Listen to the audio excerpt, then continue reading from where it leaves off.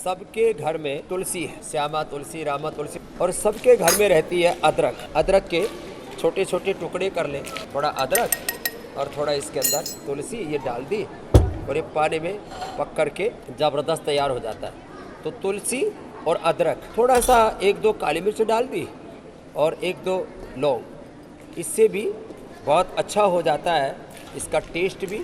और सर्दी जुकाम कफ कोल्ड के लिए, अक्सर लोगों के गले ख़राब है, दिल्ली वालों के लिए तो ये परम औषधि है। जो है ये हनी प्योर है, ऑर्गेनिक हनी, ये पतंजलि ने सबको उपलब्ध कराया है। थोड़ा मिला लिया करें और इसको फिर पी लिया करें।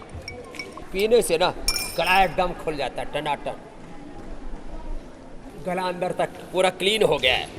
तुलसी, अदरक, थोड़ा लौंग, काली मिर्च का काढ़ा पिएंगे, ये वो होम रेमेडी है जिससे आपका गला एकदम टनाटन रहेगा।